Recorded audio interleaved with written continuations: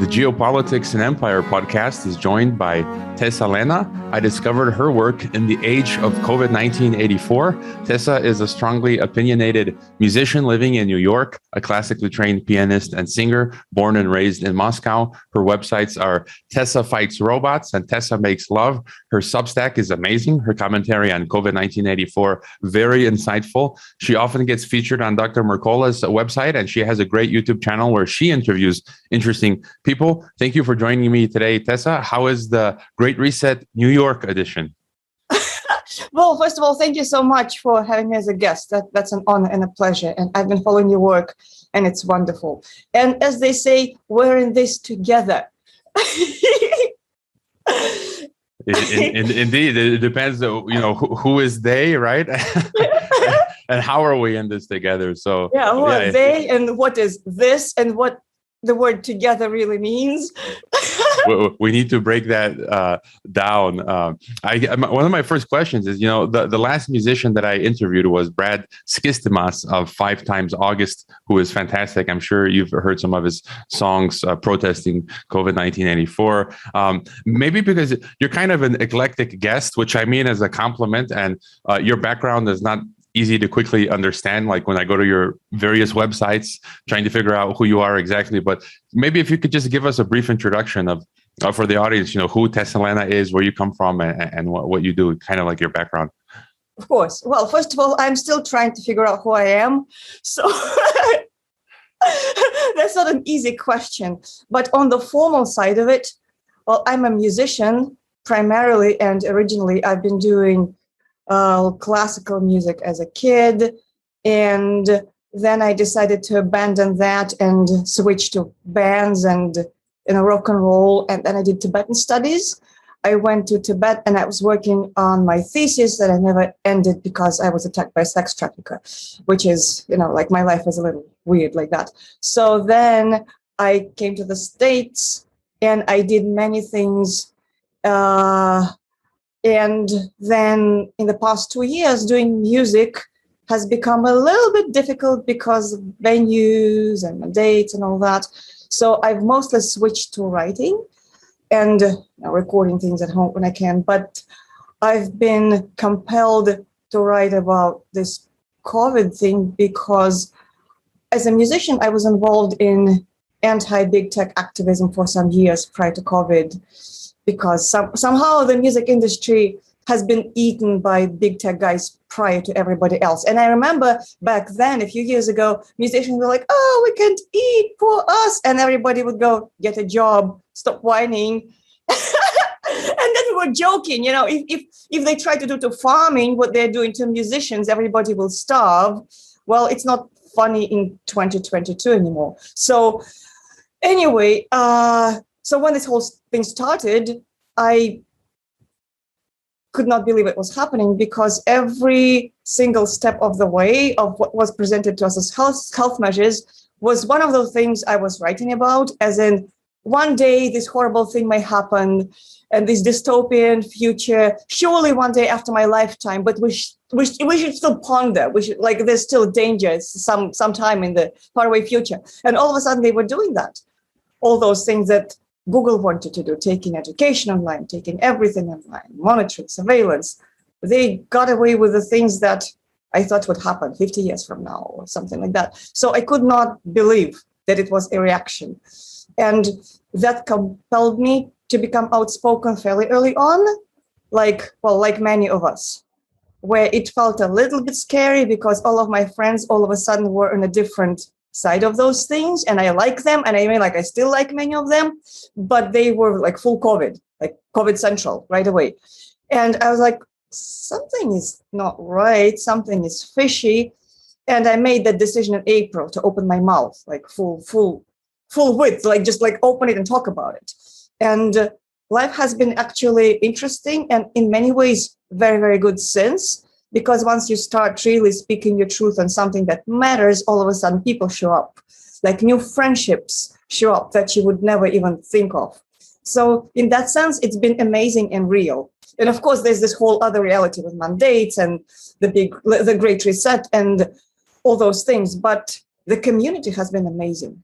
A message from our sponsors. The Nomos app will help you survive COVID-1984 and the Great Reset. Nomos is a time bank that can be used by communities anywhere in the world. You just need to talk people into using it. For example, if you go to your barber for a 30-minute haircut, your barber receives 30 minutes in his time bank. He can then use that time to pay for an appointment with the doctor. I've spoken to the developer who is passionate about creating solutions for surviving and thriving in the apocalypse. Nomos is available in both English and Spanish. Hurry and visit nomos.net before they roll out the cashless society and put you in the algorithm ghetto. Also, if you need health insurance that covers you wherever you may roam, check out my friend James Guzman's Borderless Health Insurance. One of the great things about living internationally is saving money on health care, but private care overseas can be expensive. Go to borderlesshealthinsurance.com to watch a short presentation on expat and digital nomad healthcare and sign up for a free consultation to review your options. Geopolitics and Empire needs funding. You can leave a donation, book a consultation, or become a member, which gets you access to my brief weekly commentary, a monthly newsletter of my thoughts, a private telegram, and a monthly members group call, all of which will also be available in Espanol. Yeah, I would agree. The same has happened to me. Like, I never write anyone off for their views, but there's people all of a sudden writing us off because we're not on board with the whole, what do people call it, the COVID cult or whatever. And like I said, I just started the membership for my website. I'm getting people joining. And so, yeah, people are responsive. Like, and they paint it as we're like a minority, where when I think actually we are actually a majority of people. Kind of, we're not alone, as you write in some of your pieces. And as well, just on the music industry, I've noticed that the music industry has kind of been dead. Back in the 90s and 2000s, I was a music freak. I listened to so much music, all kinds of music. I've been to so many concerts, and lately it just seems the artists, they're not putting out new music, and obviously the venues being shut down is a problem, but it's just like something is happening. And I had a question about that later, your thoughts on the music industry today. But let's kind of start with the big enchilada, as we say. I was recently reading your Soviet Man piece, and some things really started to click for me, really come together. Since 2020, I have been saying that what we are witnessing, what we are being subjected to is really, truly, no exaggeration, the beginning birth pangs of the same sort of totalitarianisms we saw in the 1930s. Nazism, fascism, communism, technocracy, eugenics. And I'm not kidding. You know, my Croatian history is steeped in this. My grandfather was a prisoner, I believe, under the Croatian Nazi regime in the 40s. And, you know, then I recently read Naomi Wolf's Substack, who's saying the same thing.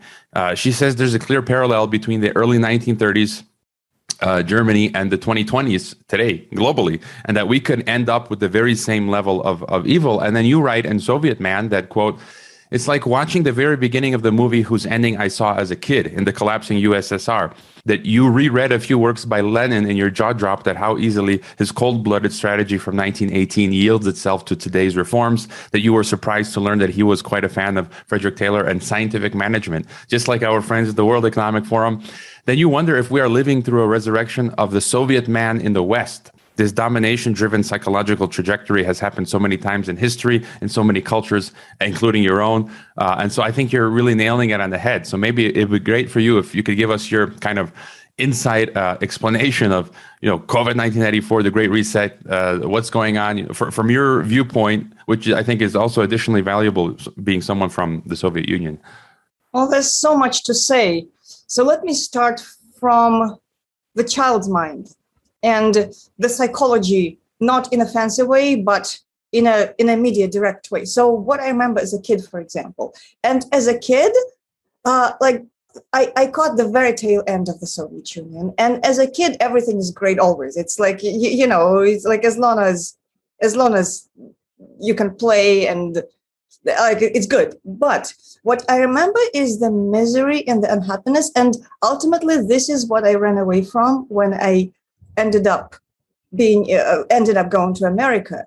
It was not anything political at all. And by the time I came here, it was like freedom, like amazing freedom and all that. But I remember that misery of adults, they were just not happy. They just really did not like joy. And on some level, and it wasn't an intellectual choice. It wasn't like they intellectually believed that joy is horrible. But everything was just so miserable. And there was this cult of suffering. And by cult, I mean the lives of the adults of the generations prior to mine, they were hard. Like my life as a kid was significantly easy because by that time, Soviet Union was really falling apart. Nobody cared. And because my parents experienced great poverty in their own childhood, they made sure that they like hustle and do whatever they can to make sure that my childhood was not spent in such poverty. Maybe it was poverty comparing to America, but really, I don't remember it as such. Like I had stuff and food and clothing and all those things, unlike my parents who were struggling. So, but they were so hung up on that survival and the cult of suffering. And one of the things that strangely came back to us in 2020 is that like disease blackmail. I remember that. And I've been thinking about it for years in a completely different context, but where it's like, if you have that party as a teenager, or if you listen to this music, then look at my health is going to suffer because you're just causing me problems. And that kind of psychology, I mean, it was sincere, but I remember not knowing what to do with it as a teenager, because this is a horrible choice. On the one thing, you have this thing that you feel that is you, that your soul wants. On the other hand, it's people who you love, who you absolutely, you love them from the heart. You want to please them. You want them to be happy. And they're telling you that if you go with your soul, that you're causing them suffering. I mean, that's an impossible choice. And I remember really like not knowing what to do with it. I ended up just like leaving the country because, and I didn't think it through in those words back then, because back then it was just like emotion, just going with the flow. But then as I was thinking about it years later, that's what I ran away from. I ran away from that misery. And it was, and then as I started, all of a sudden, as I was growing up, I started discovering the same patterns in myself in some way without consciously desiring them. I was like, wait a second, what's going on? Like I started to unwrap that generational cabbage, just trying to understand what led to what, why I feel what I feel. And I started watching a lot of movies from like the 50s and early, just trying to understand the generations prior in the Soviet Union, how they came to be what they were and what led to that, and history. And I realized how tragically they were fucked, essentially. And many of them never got an opportunity to even like think it through.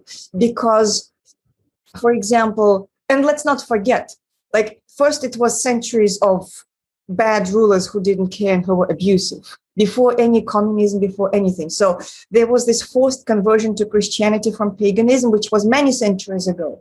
Many centuries ago, but it was as violent as any of those conversions. Like people didn't want it, and then the leaders thought it through in their head.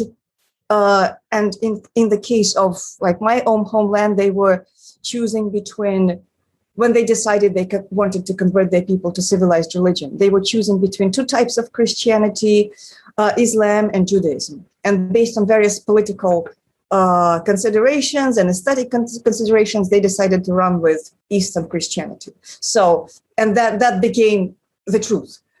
And then there was bloodshed, and it was essentially eradicated. And for example, now, as I am learning about various indigenous cultures, I recognize the traces of that in children's folk tales, like Russian folk tales.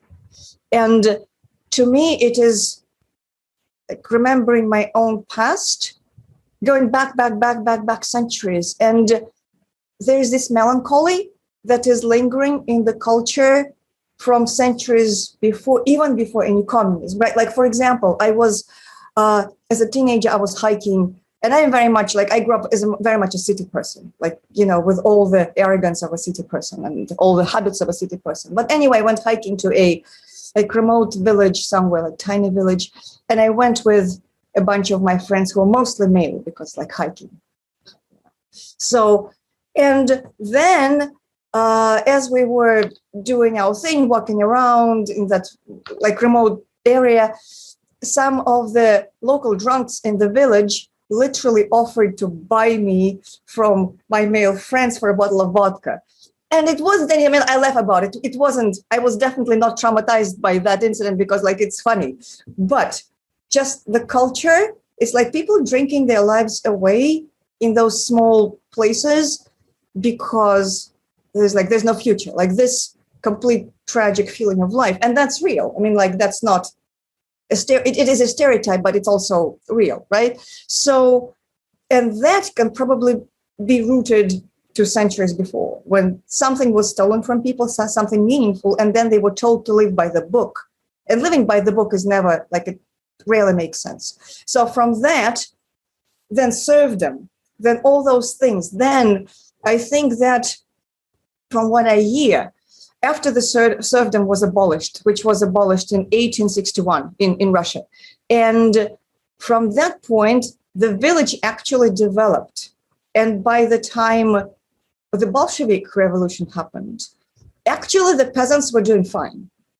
Like, you know, it has been more than half a century from the abolition of serfdom, so people kind of spread their wings and started doing fine. And then, of course, the Industrial Revolution that was happening on the back, like especially in the West, but also started happening in Russia. So there's this interest of building up cities. So people, peasants, children who went to the cities, they were not doing fine anywhere. In America, in Russia, in Europe, at that time, people in early 20th century, factory workers were doing miserably, like horrible living conditions, totally abusive. So in that circumstance, Russia had, well, first one revolution, then another revolution, then Bolshevik Revolution on the toes of another revolution the same year. And what happened then was very strange because it was a coup by a small group of terrorists, essentially. And they were ambitious, but nobody really, I think that if you asked somebody on January 1, 1917, if that particular group of people could overturn this huge, massive land within a matter of several years, I think they would be called a conspiracy theorist. Because it's pretty hard to imagine, right? And so miraculously, all of a sudden, in a matter of a few years, the entire geopolitical landscape is different, right? And going back to my story about the psychology, and I'm sorry if I'm blabbering because I have so much to say about it. I'm all over the place. But so the generation of my grandparents were the first generation who were born after the revolution, like within the several years after the revolution. So they had the most amount of propaganda because it was, you know, the Great Reset in a way. So they really put everything on this propaganda and making sure that children believe the teachers at school who are propagandists as opposed to their own parents or their grandparents. So they were subjected to massive, massive, massive propaganda. And they were really believers in this whole communism. And I want to emphasize that I'm skeptical about putting too much weight on isms because most of them have been used for some kind of crap. In this case, the ideology of the day was communism. That's what the Bolsheviks were using. And they propagandized the generation of my grandparents like, ridiculously. And I would just add, I had the same comment with my last interview with James Corbett, and I was asking him this question. And I also agree, for me, it's just basically about money and power. And the elites really don't care about the ideology. For me, it's just like they want total control, and they will use communism, they will use, monopoly capitalism or whatever, technocracy, biopolitics, or whatever to get total control. So I kind of agree. Thank you. No, I mean, this is one of the things that I've been thinking about for years and years and years and years from different angles, because I've lived under this ism and then I've lived under this ism. And there are differences, there are advantages and disadvantages, but in the end, it's something, in my opinion, that is much deeper, that is the soul. And I want to get back to that later. But in this case, so the generation of my grandparents were really messed with. And I remember when they were old and completely betrayed by the state, who put all those ideas into them. They defeated Hitler. They had a hard life. They had a very, very hard life. They had to struggle. They were harsh. And when they were old, everything changed. And they were told, oh, by the way, that was a lie. Goodbye. Nobody cares. Suckers. And I remember that experience and thinking about this betrayal. And I don't know, so that changed something in me, because regardless of the ideas, obviously, like those ideas I thought were silly, like the communism, the whatever. When I was a teenager, everybody knew that, quote unquote, that was silly. That, everybody became smart and like, oh, the Soviet Union was horrible, the propaganda was horrible, communism was horrible. Now we're smart. And I had the same thing for me, because in the early 80s, when I was a kid, every year I went to, at the time it was Yugoslavia. We went to Croatia. It's where my parents were born, Croatia, Yugoslavia. And it's the same thing after the war in 1990. Croatia became an independent republic. And it's the same thing like your experience, Yugoslav communism was stupid. And now we have our democratic Croatian republic. Yay, right? Like. Oh, by the way, I remember specifically that by the Soviet standards, Yugoslavian communism was not good communism. It was like defective communism. It was not real communism. So it was light. Yeah, very light. So thinking about the tragedy of people who, like, regardless, the ideology might have been stupid, but they put soul into that. And they suffered for that. And seeing how they were essentially betrayed by the machine, especially given the irony, there was the children of communist leaders who became the oligarchs to a large degree. I mean, there were some exceptions, but it was essentially the dynasty carried on, just under a different ism. So that impacted me.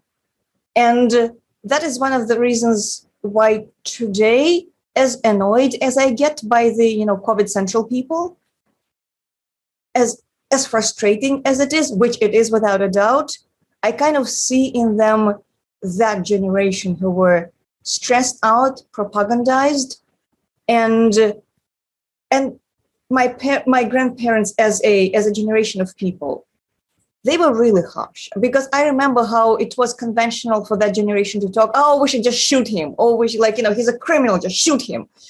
I mean, applied to today's and anti-vaxxers, like that's bad talk. That's not kind. But that's how they were trained to. And at the same time, they were amazing human beings. They would, if you were on their side, which at the time, everybody was on the same side. So really, nobody had that problem among the common people. Like the all people who had that problem were in the gulag, probably. Right. So Which, they're trying to put us now in the digital gulag, the algorithm ghetto. And so would you then say the picture that you painted, like, would you say now 2020 is like 1917, or and it's, if you study history, they've been trying to do this. It's like a cycle. They try this every century, to put us into this totalitarian system. And would you say that now we're like at the beginning of the creation of a new Soviet Union, or in the middle, or it's going to collapse? Like, where do you see us at with this great reset? I think they're trying something similar. And going back to your question and that article that I wrote, I was working on something, and one thing led to another. I started rereading Lenin, and I had to study Lenin at school, and then I happily forgot. Because at the time it was like nonsense. We just have to study it, pass the test, and forget. So that's what I did. And then I started rereading him now, and I was like, oh my God, he was laying out this cold-minded strategy, completely, frankly, just maniac and like psychotic, where it's let's exterminate all property owners and it's righteous. Let's just kill them all. Let's have no mercy. Let's exterminate them and exterminate them again, and then come back and exterminate them again. I mean, like, it's really like bloodthirsty. But there's this strategy that he is laying out for complete restructuring and especially that work that I was reading from 1917. That was a famous speech about what the Soviet government should do, and it was a plan for restructuring. And he was also laying out a clever strategy, saying, like, for now, because there are more specialists and experts among the bad people, among those like bourgeois and horrible people who we want to exterminate. And then again, and then again. Nonetheless, right now, they can offer the expertise that we need solely because we tried without them and it kind of sucks because like our people are not trained enough. So for now, let's work with them, wink, wink, for now, and let's learn what they can and then exterminate, exterminate, exterminate. So it's like, and it's cold, and granted, it was printed in Pravda, so it's not like he was hiding that strategy, but nonetheless. So, and now I'm thinking, with the mandates kind of ending in some places, I'm thinking, what are they doing? Are they temporarily giving us, which is probably, my honest theory right now, that they're not really planning to give us freedom, quote unquote. It's just a temporary recess, most likely. But when viewed through that strategy by Lenin, it doesn't feel very good. And then his love of Frederick Taylor is stunning. Because, well, I'm sure all of your listeners know about Frederick Taylor and his scientific management, which became the foundation of this whole conveyor. And then he worked with Ford, and they figure out a way how to squeeze profits out of workers by making their work extremely efficient. And essentially, they stole creativity out of people. They stole the spark, the way a craftsman would take his time to make something beautiful. So they split the process into tiny little bits, and then workers were essentially human robots. And so, but I mean, like that's another story. But so one would imagine that Lenin would despise it, such horrible capitalist practice. And he started with criticizing it in 1913. Then by 1914, he was already saying, well, it's awful when capitalists do it. But wait a second, we can use it for our system, and then it's pretty damn cool. And then he actually put even more emphasis on that, saying we should really study Taylorism everywhere, every factory. This is how we're going to make ourselves efficient. And Taylorism is really like soul denying, which I guess Bolsheviks were as well. So makes sense. But I was surprised that he was such an explicit big fan. Which, again, people at the World Economic Forum are Taylorists at heart, because that's what they want to do. They want to make everything efficient. They want even to make our bodies more efficient, wink, wink, by various nanotechnology and such things. So there are definite parallels. I think it might be a disservice to frame it in terms of isms, because if we think about it, I think communism as such is a myth. It's like this carrot attached to a horse that never gets the carrot. It's just not, human nature does not really allow for that. That's my same view. I've always viewed it that it's a theory that can never be put in practice. And again, that's influenced by my own view. I'm a Christian. I believe in the idea of sin. And so you can never trust man with so much power. It just can't be put into practice. It's just a theory. It's like you say, it's a carrot in front of the donkey. And you mentioned the craftsmanship and art, and I just kind of had a question on that. Given that you're a musician, I'd like to get your thought on why so many musicians and rockers who were and are supposed to be anti-establishment have gone full corporate woke status quo. 5 times August and I talked about this, but we've seen everyone from Neil Young to Bruce Springsteen to Foo Fighters to you name it toe the Pfizer line. And you wrote a piece about this. You pointed out how Neil Young sold half his catalog, I think, to some investment fund, which is chaired by a former Pfizer CEO. So, what the heck, or what the frijoles, as I like to say, why are they all joining the Matrix? What's going on? How do you explain this? Well, again, so many things to say. Well, Neelan's that fund, there's a board member who is also on like Pfizer. So we never know whether he's sincere and to which extent Neelan is sincere. Like only he knows which part of it is money, which part of it is his sincere convictions. But in general, it's horrible. I feel like I've been living a lie all my life, because as a kid in Moscow, the idea of those rockers from the West, they were gods. And they were, it's like freedom, America, this romantic idea of like democracy, and probably as a kid you don't use those words. I mean, I wasn't thinking like democracy, but there was something in it that was like good, like soul, freedom. And now I realize maybe that was a lie all along, and they were never actually rebellious, and they were just doing that co-branded corporate rebellion to begin with as spoiled kids. It's like the different kind of rebellion. It's rebellion against the parents or the rules or whatever. And, there are things to say about that. But I think, I don't know. It's so interesting because the music industry, it seems like most of my friends who were involved in that same anti-big tech activism as and I mean, I love them dearly to this day. I mean, I don't have to agree on everything with people in order to like them. But nonetheless, it seems like they are on a very weird, they're like COVID Central. They really, really embraced it. And the masks and all this. So what drives them? I think some of them, I know they're sincere. They are sincere, and some of them, I know for sure, are not cowards. They've been brave in the past on different issues. They were just really stressed out. What is happening? I think that the propagandists have put so much pressure on scaring people with all, like 24/7, especially in New York, where I am. Like death, like, like people dying. And I think that perhaps people who were born here, they were always a little privileged. And I'm saying it with a grain of salt because obviously everybody's different. But they probably either never experienced like true oppression or true pressure.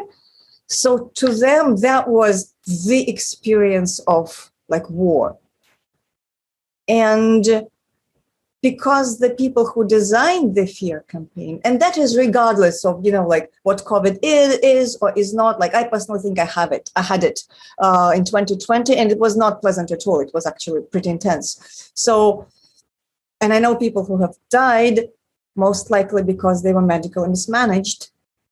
So, but I mean, like that's another tragedy. But the way it was handled in the media is that we're at war with this invisible enemy, with the virus, and probably Americans don't have a habit of mistrusting their government to the same extent that people in the Eastern Bloc do.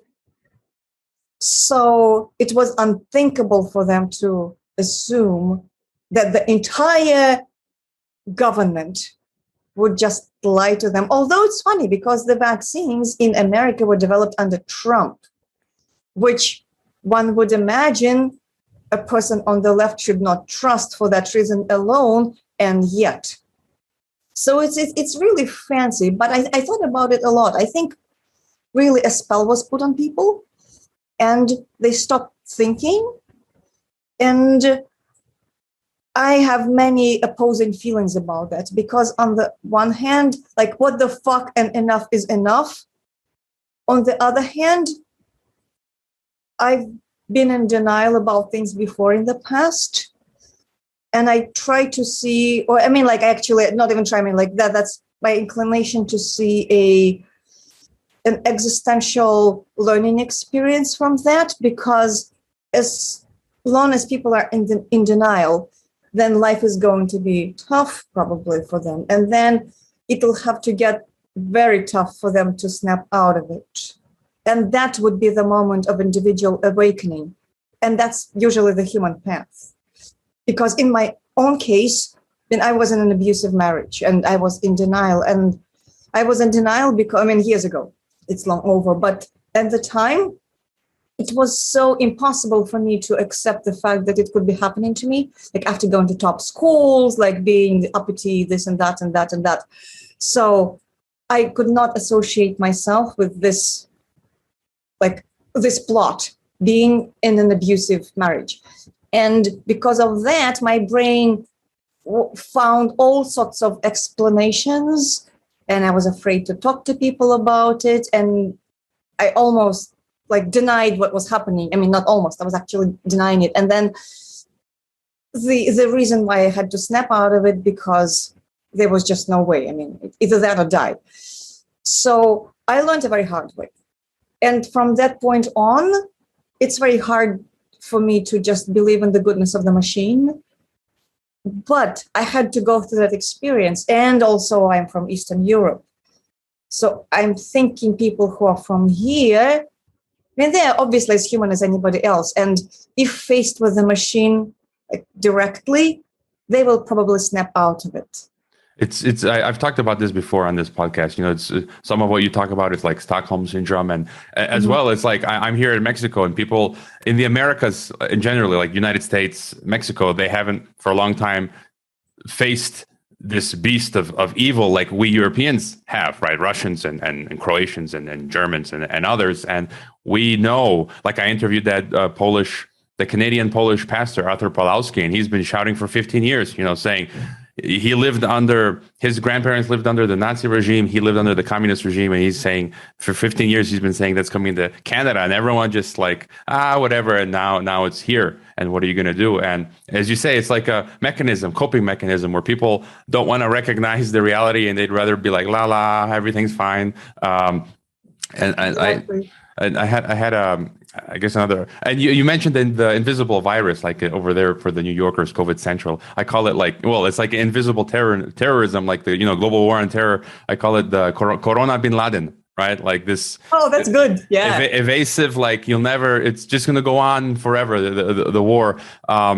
Regarding this biosecurity state, I mean, you mentioned the Great Reset and how they took a pause. Right now, they're moving things a step back, but they're not removing the COVID digital passports. And like you said, for me, it's like the calm before the next storm. And they're just gonna.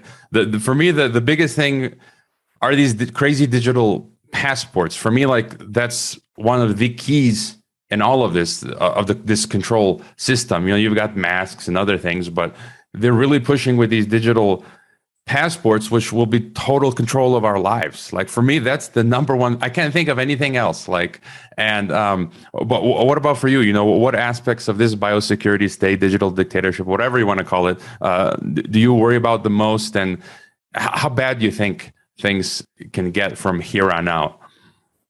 Oh, well, that's a good question. I think from the standpoint of what they're trying to do, if their dreams come true, and that they are probably, it's, the same suspects, like the top wealthy people, the central bankers, the investors into BlackRock and Vanguard and all those people. So, and I'm sure they're a disparate group with some common interests. So the world is always complex. But with that disclaimer, if they get what they want, which I don't think they will, because it's just too crazy, but they will definitely try, and they are trying. Then it is that digital slavery system that is quite gloomy, where, well, the idea is, as I'm sure your audience is aware, is to put a sensor in every man, woman, and child. And of course, it's for our health. They're just going in to monitor sugar in our blood and our heart rate and report to the mothership like when we need some help. And, and by the way, I think in an ideal world, for some people with rare diseases, it would be great if it were in a place that is benevolent and nobody's trying to do bad things with it. Like technology always has good use when it's in balance and with wisdom and without evil intentions. But we don't live in an ideal world. And what they're trying to do is this digital slavery system, which, well, I mean, there are many brilliant thinkers and writers who talk about it, and the financial side of it, where it's all tied to our digital wallet. And then based on what we say on social media, they can turn it off, or they can tell us your purchase, you cannot buy this food because then you're out of carbon credits. And of course, as we know, for example, MasterCard is doing the projects right now where they're experimenting with a card with a carbon limit, where if you hit your carbon limit, that you can't use the card anymore. And they're not advertising. And by the way, that one of their projects, Dichotomy, which I'm sure you know, right? That is one of those projects about limiting spending. if you look for that word, and I was writing something, so I went through it a couple of days ago. If you Google dichotomy on Google, it does not come up.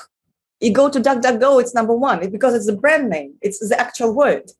So it means that they don't really want the public to be aware of it just yet. Just like my website, I typed in geopolitics and empire last week, and it doesn't appear on Google search. But on DuckDuckGo, It's number one. So yeah. But so like they're doing all that. And by the way, I've been having a cold, so I've been ordering online, and I discovered that this is a preview, a very gentle preview of the future, where it's like it gives you a list of items to order. Then all of a sudden there's a limit, and there's an irrational limit, like only 2 rolls of toilet paper, or only 1 juice, or only, sorry, actually you added 2, sorry, we're going to revert it to 1 because there's a limit. And it's almost worse than the Soviet Union. Well, it's better because the Soviet Union, the shelves were empty, period. But in a sense, it's like it's an algorithm. So in the Soviet Union, the most menacing cashier, there was a like 0.001% you could argue with her. It was a small percentage, but there were miracles. With an algorithm, it's just really like a screen. So it tells you can't means you can't. A friend was telling me yesterday, I agree with you, because I think their goal is to remove humans, and like, at the border checkpoints, at shops, it'll just be AI, like the Amazon store where there's no people and it's just facial recognition and AI stuff. A friend of mine recently went here to Mexico to some mall, and the lady at the entrance was forcing, I mean, I don't use the gel, right? I view the hand gel as toxic and poisonous. And, right. And like, I'm not going to put that on. And the friend is the same. And she's got kids, and they were now forcing you to put the gel on your kids. Otherwise you can't go in to the shop. Wow. But it's the point that you made, that the lady, my friend was like, she didn't want to do it. And the lady said, just this once, I will let you go without the gel. And that speaks to your point that there's that 5% of the human remaining. But now once they remove that, it's going to be like a total technocratic dystopia.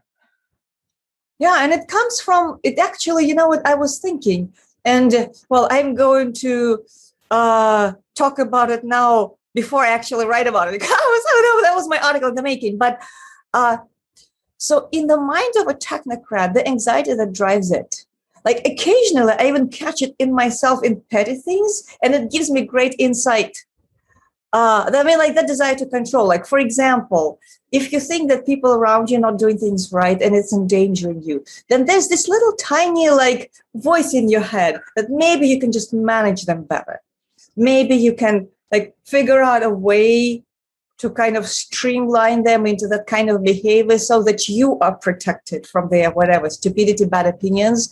And every now and then it sneaks into my own head, and then I catch it. I'm like, here it is. Here's my inner technocrat. And that's the start of it. And if you don't catch it, and of course, there are situations in which you need to protect yourself. I mean, life is not black and white. But then if you don't approach it with care, with spiritual responsibility, with walking the fine line, then there's a danger that 30 years later, you'll be a technocrat, in training, even without that money.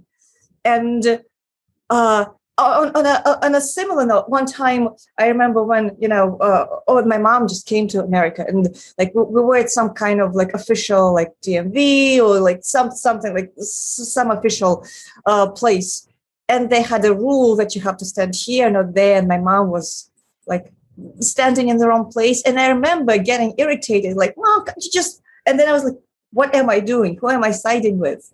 Is it my mother or the machine? And I caught it, and I felt really horrible. And I was like, this is bad. And I'm against all that. And yet, so I think there's always this temptation to try to simplify our lives by cutting corners, essentially, because human beings can be messy. I mean, that's just the foundational truth of it.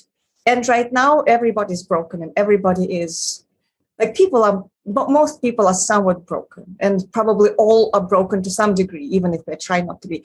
So it's very difficult to organize people all over the place. And it requires great humility and a lot of work, and it's frustrating. And if you're a good leader, then good luck. I mean, like, that's just really a lot of work. So if you're a leader with not so good intentions, then maybe you just solve that internal anxiety and impatience by putting sensors into people and then outsourcing it to AI, so that if they get out of control, even a little bit, then AI cop shows up and does something. I mean, that's just, and it's little work. I mean, like, first you put in the work to just design that AI and put all this investment and convince people to do it. And then in their heads, it's a good life because people are in control and you are, living like a king. So that is probably what's going on in their heads. And it's a very difficult situation. So the reform as such is pretty horrible and completely anti-human. And it's driven by really lowest emotions and this ancient desire to control without wisdom. And I think that's what it is. So it's not even a matter of the past century of communism or fascism. I think it goes back a lot farther. And as we talked previously, every ism has been used to satisfy that emotion. Like, for example, Russia, as of the past 10, 11 centuries, is a Christian nation, right? And there has been lots of beautiful art that came out of Christian Russian culture. And it's kind of like that art of separation, that art of melancholy and sadness for the most part, but beautiful. Nonetheless, at the same time, that ism, the Christian ism, has been used to wreak horrible havoc in the world. And I remember that in my own, when the Soviet Union fell apart, then people who are fanatical atheists became fanatical Christians.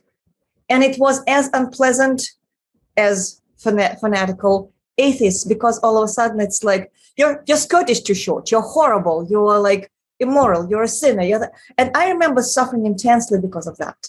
That tied into that misery, like the psychological misery and desire to control. But it was done in the name of allegedly religious purity, right? So people are really funny creatures in that sense.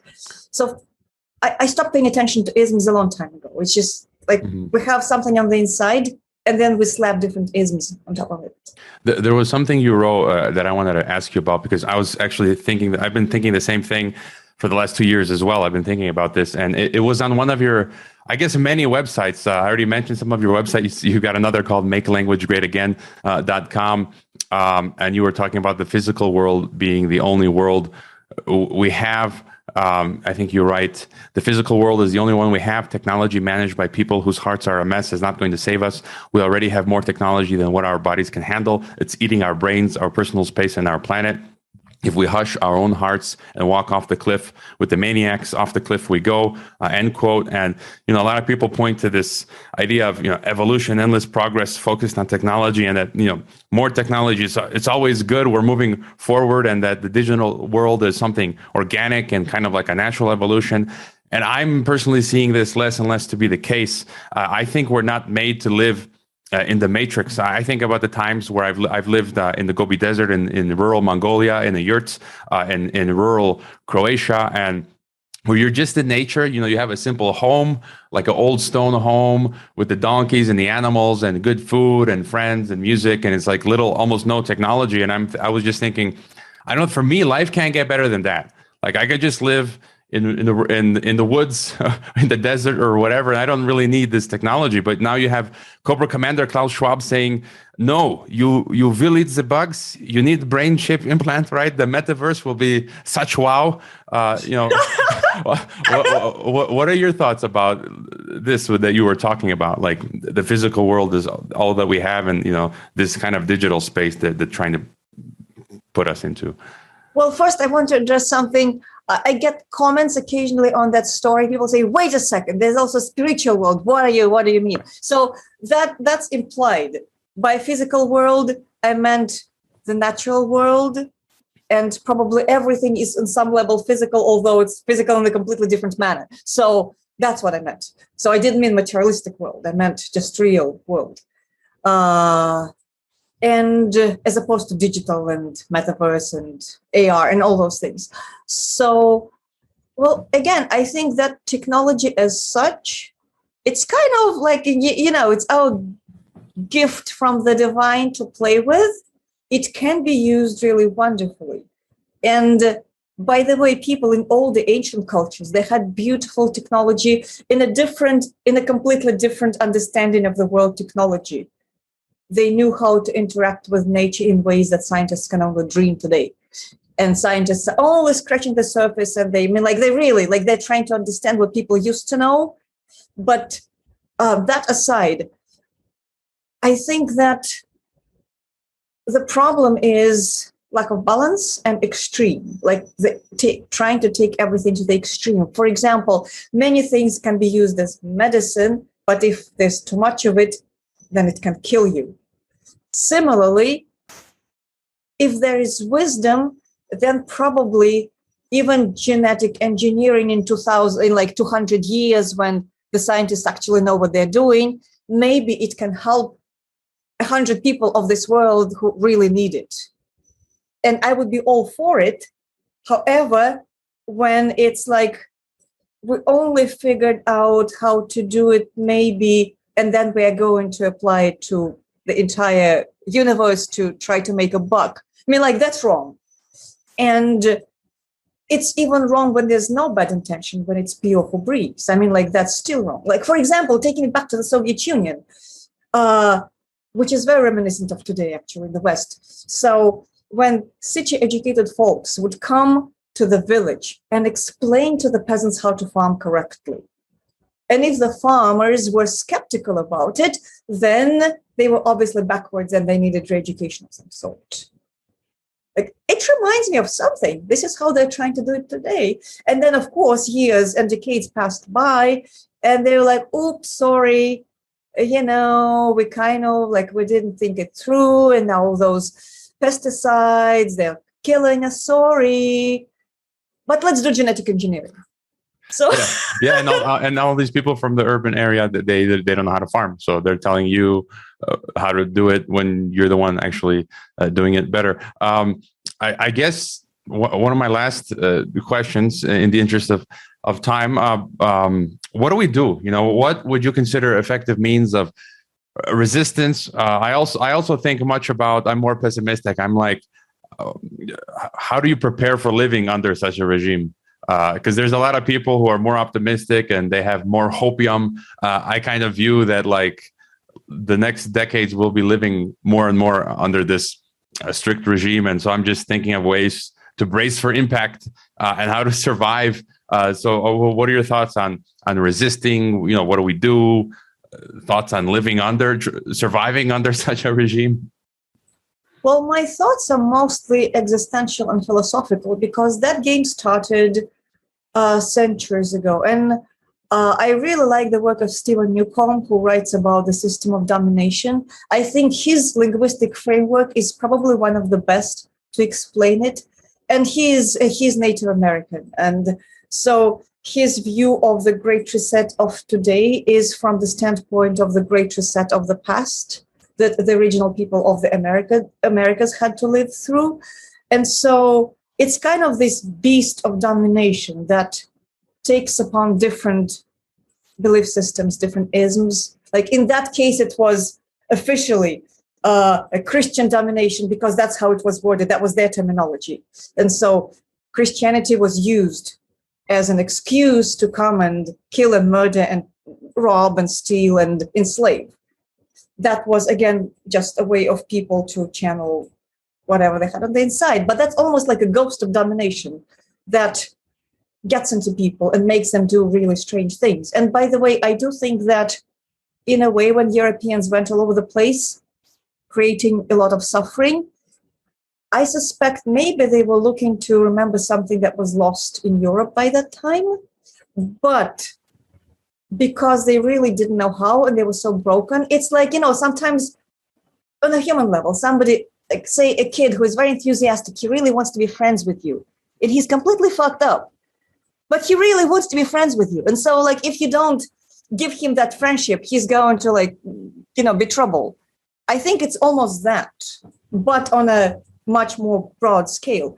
So I think that will only end, this cycle, when the majority of people go through something internally, and maybe things have to get worse before they get better. I always hope not, but I think we're in an existential place that is like millions years old. Like we have no idea what's going to happen. We can pray, we can be brave, we can obviously make practical choices that make sense for each of us. Like whether it's moving from a city and trying to get farmland or people, I think all of that makes sense. Probably being closer to the land is the best idea, but here I'm in New York because I have things here. So it's not easy for everybody. But I do think that staying with your soul and praying in whatever way, people have different beliefs and different ways to go about it. So whatever it is, whether it's a particular religion or general spirituality, but as long as it's sincere, not bullshit, but like sincere from the heart, that's probably the guidance. I cannot think of anything else. It's tough times. And that Stephen that you mentioned, was that someone that you interviewed on your YouTube channel? I interviewed him. He's a brilliant scholar. He's spent decades studying the system of domination, and he wrote about it. And his he goes after words. He analyzed like papal bulls and the language that they used and the letters of early American presidents too. So he did massive amount of work on the system of domination, and he focused up until, now when things are very interesting, but he focused on the analysis of papal bulls and the language used by, for example, various early American politicians and their strategy on how to take over, essentially, exterminate Indians or convert them. And those letters, interestingly, sound much like Lenin's strategy. They are very bloodthirsty, and people think that it's complete opposites, like capitalism or communism, and people like to form loyalties and allegiances, like, I'm pro this, I'm pro that. And I think it's noble when people put their soul into something, like with love. But if you analyze it, what people were doing, so they're very, very similar, because it's essentially a military strategy, how to take over the enemy, whoever you declare the enemy. And in the case of early American politicians writing private letters to their important people, it was like, okay, let's install shops close to Indian reservations, and hopefully they'll get into debt. We'll give them a lot of credit. And when they get into too much debt, hopefully they'll make concessions and they'll give the land to us. Because why do they need the land anyway? They're so backwards there. And they should all, we hope for the end of their culture. We hope for the end of them, and they'll be happy for themselves. And that's a strategy. That's an extermination strategy. And that's a conspiracy. That's the point that he makes. If it's not a conspiracy, then what is it? And who we are to think that way of thinking ended the day we were born? It's probably still continuing. It's so never fascinating. His work is great. It's never stopped. And actually, I remember that I bookmarked that interview of yours, and I only watched the first 2 minutes, and I didn't get the time to finish it. It's still bookmarked, so I'm gonna go back and watch that interview. And I knew it was important because it just sounded interesting from the description that you gave, and I hope listeners as well. I'll try to include it in the link of the description so people can check it out. Finally, do you have a final thought for us? No pressure. Well, I think the final thought is that life goes on. And I think the most important thing, or at least one of the most important things, is to keep the fear in check. Because Klaus Schwab and the people above him and the people below him who try to help him, they're just human beings. They sneeze, they're scared, and one day they'll die, just like all of us. So they try to be to intimidate us, I think they scare themselves, because the reason for such pressure, for such bullying, for such insanity is because they know that what they're doing is pretty insane and it's pretty obnoxious. So they're trying. So there's no reason to be afraid. Protect ourselves, but without fear. I think that's an absolutely great final thought. I will list all of your websites in the description, your Twitter, your Substack, TessaMakesLove.com, TessaFightsRobots.com, MakeLearningGreatAgain.com, Language. your YouTube, sorry, Make Language. Is there any other Learning too. Yeah. Is there any other website or project you're working on we should know about? Well, if anybody wants to find me on Twitter, I don't know when it kicks me out, but it's Tessa Makes Love is the handle. And most of my writings right now are on Substack, just because, it so happened. And so far they don't censor. So tessa.substack.com is probably the best way to find me. And thank you again.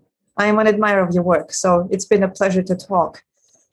Yes, it was fun, except for this was like the first interview that we've done, that I've done, and out of like dozens of interviews where there's something wrong with the internet connection. But everybody subscribe to Tessa's Substack. I follow her work now. I get every post of hers. And again, спасибо, что били на Geopolitica и Imperia. My pleasure. Always in the здоровье, right? Yes. Okay. Thank you so much. It's been a pleasure.